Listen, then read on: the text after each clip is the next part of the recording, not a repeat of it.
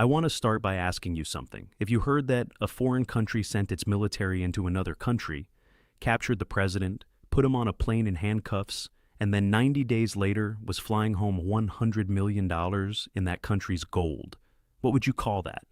Because that is exactly what happened. And I have been watching the coverage, and I am genuinely stunned at how few people are connecting the dots here. This is not really a story about Venezuela. I mean, it is about Venezuela. But when you understand what is happening to the dollar right now, the Venezuela story looks completely different. It stops being about one country and starts being about the financial future of every person watching this video. They called it Operation Absolute Resolution. That is the name the U.S. military gave to the January 3rd raid that grabbed Nicolas Maduro out of his presidential palace in Caracas and flew him to New York to face federal drug trafficking charges. And within 90 days of that operation, America had signed 3 extraction contracts, moved $100 million in physical gold to American refineries, authorized the sale of 30 to 50 million barrels of Venezuelan crude oil, and sent 20 U.S. mining executives on the ground in Caracas. They are targeting what analysts estimate is a $500 billion gold deposit. $500 billion. In gold. At the same time, the dollar's share of global foreign exchange reserves just hit its lowest point since 1994, 31 years. And central banks bought 1,237 tons of gold last year, more than double the historical average. Think about that. The institutions managing entire countries' worth of money are rotating out of dollars and into gold at the fastest pace in a generation. They do not do that because they think everything is fine, guys. So, today I want to walk you through all of it, the real numbers behind the $500 billion gold figure versus what is actually on the ground. The oil story that most people have no idea about. The man Washington will not answer questions about on camera, what the dollar data means for the money in your wallet, and why the United Nations is calling the gold now sitting in American refineries blood gold. Let's get into it. Let me give you the full timeline of what happened, because the sequence tells you everything about the priorities here. Trump had been building pressure on Venezuela for months. In December 2025, he ordered a total and complete blockade of all sanctioned Venezuelan oil shipments. American forces started seizing oil tankers, and then, on January 3rd, Operation Absolute Resolution launched. U.S. forces went into Caracas, grabbed Maduro, and put him on a plane to New York to face narco-terrorism charges that had been waiting in U.S. federal courts for years. Now, here is the detail that most coverage skipped over. The United States did not replace the Venezuelan government. They removed Maduro and left the rest of the structure in place. Delcy Rodriguez, who had been Maduro's vice president and oil minister, stepped into the presidency. She knows where everything is, and she immediately started cooperating with Washington. And the speed of what happened next is something. On January 5th, Rodriguez reshuffled the security structure. On January 6th, PDVSA announced it was entering oil negotiations with Washington. On January 29th, Venezuela's National Assembly unanimously passed a sweeping reform of the country's hydrocarbons law, opening the oil sector to private and foreign investment for the first time since the Chavez era. On that same day, the U.S. Treasury issued General License 46, authorizing American companies to start transacting in Venezuelan oil, 26 days from military operation to signed oil legislation. Secretary of State Marco Rubio told the Senate Foreign Relations Committee that Venezuelan authorities, quote, deserve some credit for passing that law. That is all it took. This is not the pace of careful diplomacy, guys. This is a government that had the plan ready before the operation launched.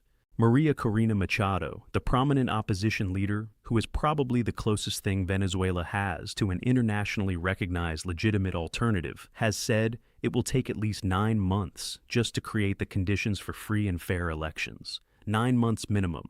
And in the meantime, the resource deals are moving forward right now. Not after elections, now. Draw your own conclusions about what the actual priority is.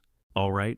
This is the part of the story that I think is the most important and the least covered. And what I'm about to tell you is documented public information that U.S. officials are actively refusing to address on camera. His name is Diosdado Cabello. He is Venezuela's interior minister. That means he controls the police, the intelligence agencies, and paramilitary groups called colectivos that have been linked to thousands of extrajudicial killings during the Maduro era. And he has oversight of the mining sector, the same mining sector the Trump administration is trying to open up for $500 billion worth of American investment. Here is the other part. Cabello is personally indicted in the United States. The U.S. Department of Justice indicted him in 2020 on narco-terrorism and drug trafficking charges, the same category of charges that got Maduro captured and put on a plane to New York. When CBS News got rare access to Venezuela during Burgum's March visit and asked Burgum directly why the U.S. trusts Cabello, Burgum did not answer, asked again, looked away.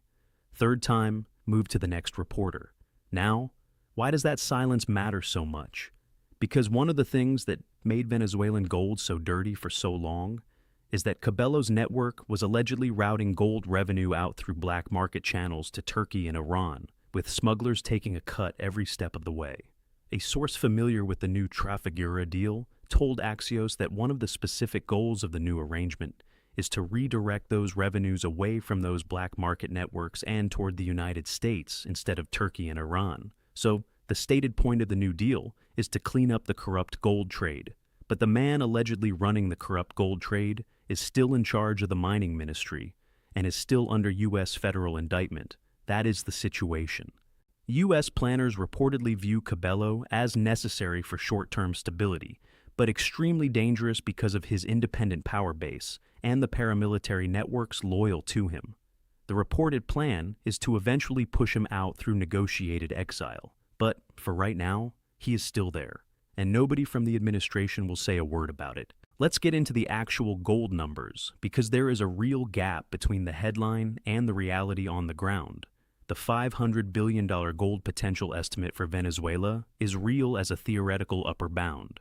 The country sits on deposits of gold, bauxite, coltan, thorium, and other critical minerals that have enormous value. But here is what the analysts who have actually looked at this are saying about how close the current situation is to realizing that potential. Bloomberg NEF reported that metal production in Venezuela has declined by more than 90% over the past 2 decades. Not 30%, not 50%, 90%. BMI, a unit of Fitch Solutions, said that even under a post-Maduro government, Venezuela's mining sector is expected to remain one of the smallest and least attractive in all of Latin America through their entire 2026 to 2035 forecast period.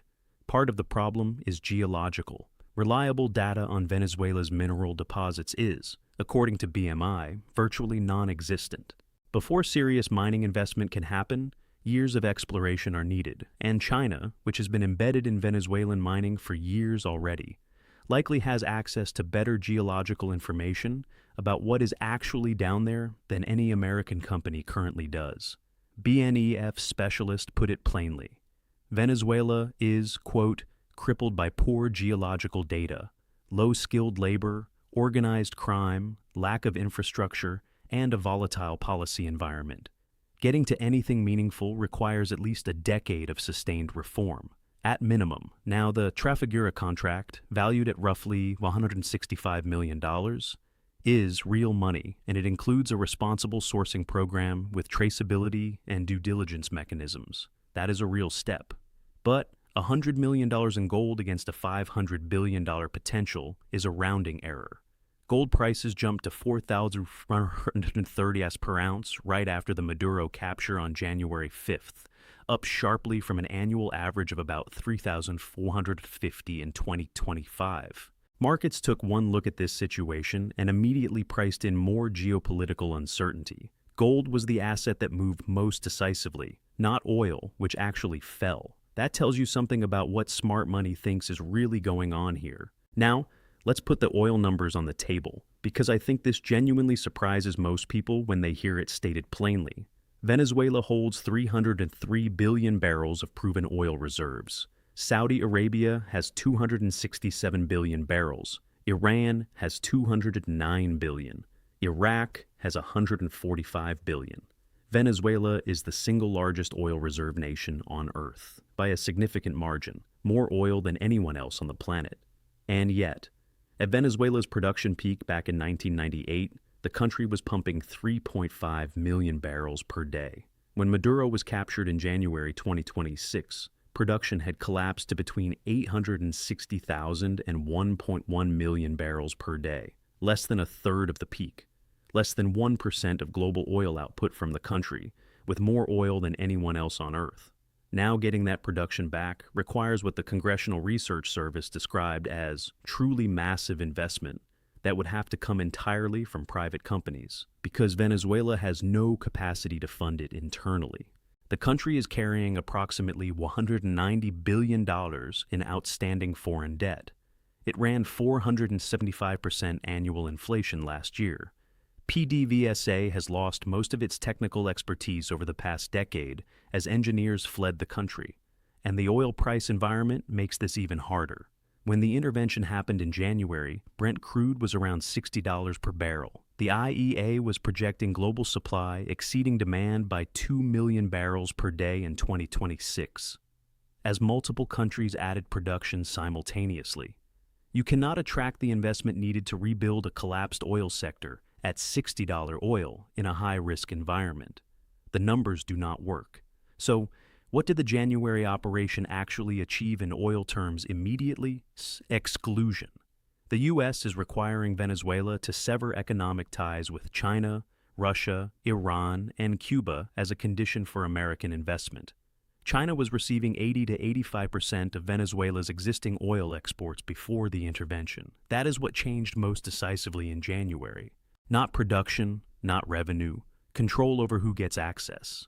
And in geopolitical terms, that may actually be the most valuable thing that happened. All right, this is the piece that ties all of it together, the dollar. And I want to give you the actual numbers here, because general commentary is not going to cut it for this part of the story.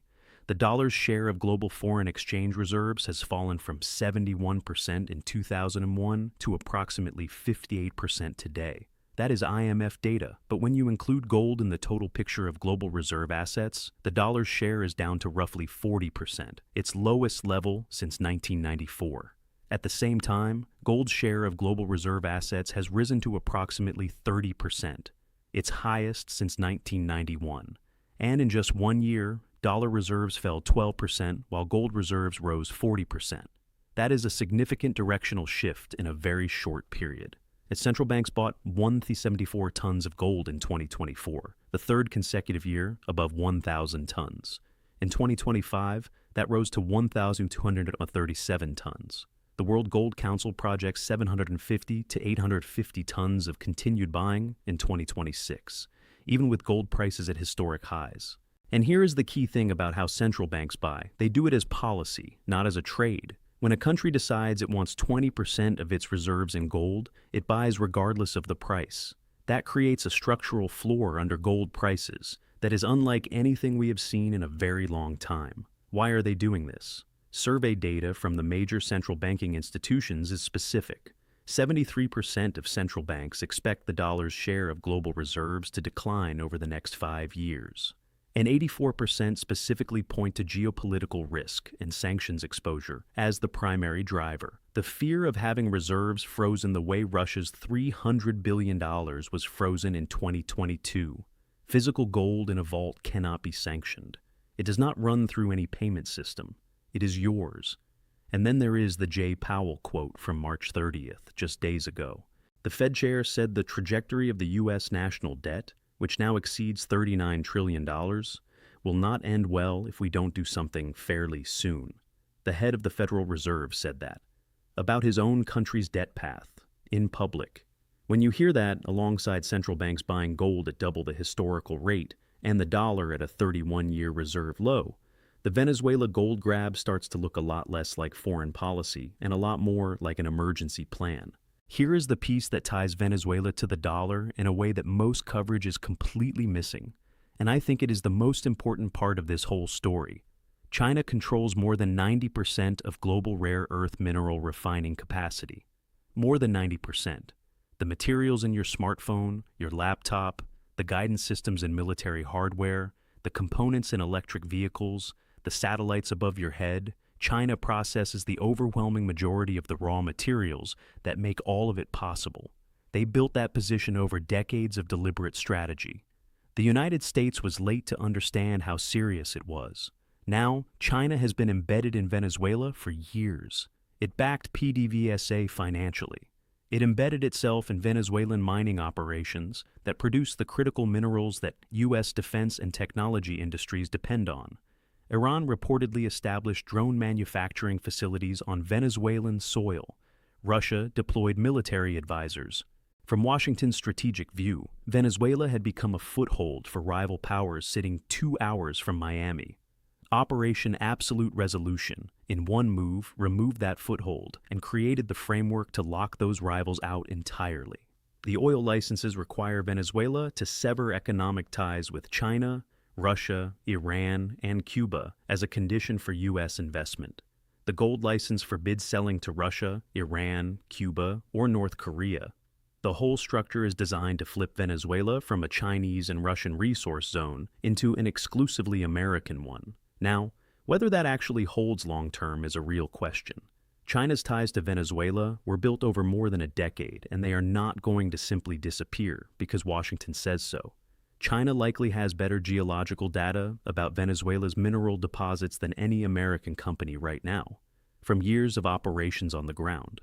And the Venezuelan government will eventually have to make its own calculation about which partnership serves its people better. But here is what definitely happened in January.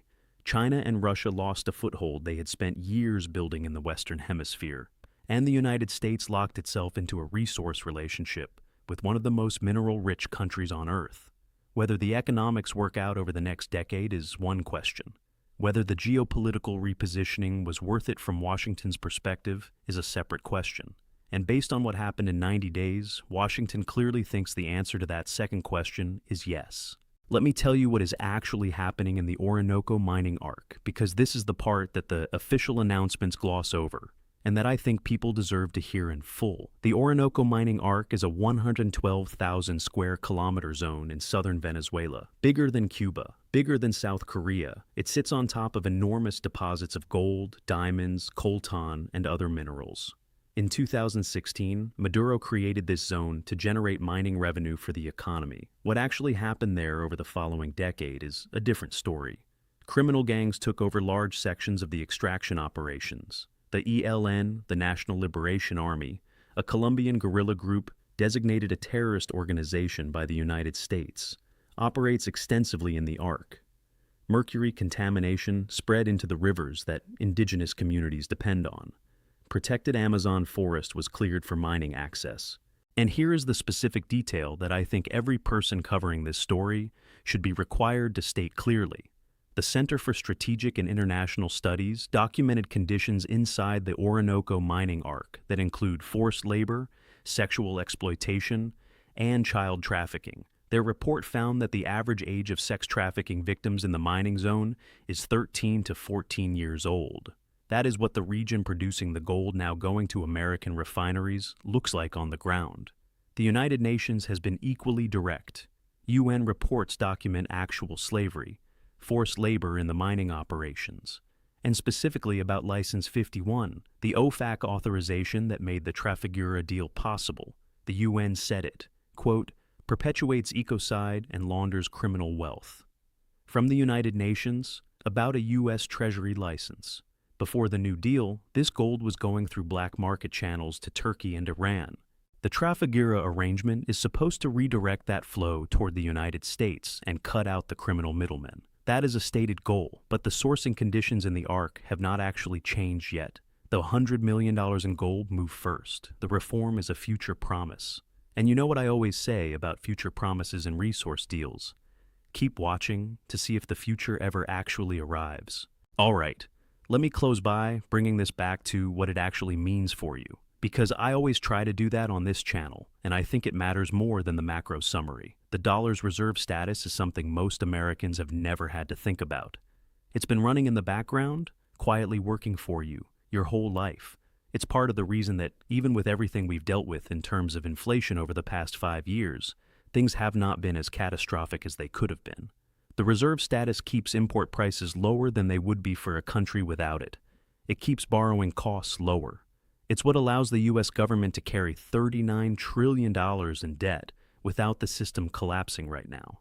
If that erodes meaningfully over the next decade, and I want to be clear, this is not happening overnight. This is a gradual process. You will feel it in higher prices for imported goods, higher mortgage rates, higher borrowing costs across the board, and less government capacity to fund the things people depend on. These are real consequences for real people, not in abstractions, in what you pay for things. Now the Venezuela resource play is, at least in significant part, the U.S. government building a physical hedge against that outcome. Instead of relying entirely on the ability to print dollars the world has to accept, the apparent strategy is lock up physical gold, physical oil, and critical minerals so that even if the paper leverage fades, the physical leverage is there. Whether that works is genuinely unclear. The obstacles are real. The Cabello governance problem, the decade-long timeline to get near the $500 billion gold potential, the $190 billion in Venezuelan debt, the blood gold sourcing conditions the UN documented, China's embedded presence. None of those go away because America flew home $100 million in gold.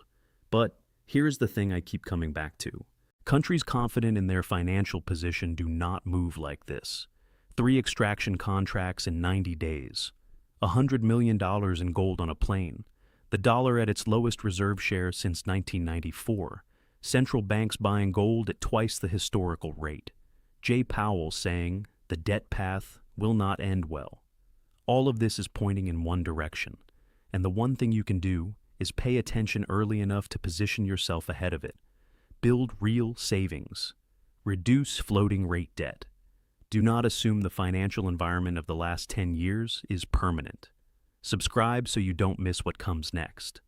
There is another video on the screen right now. I will see you in the next one.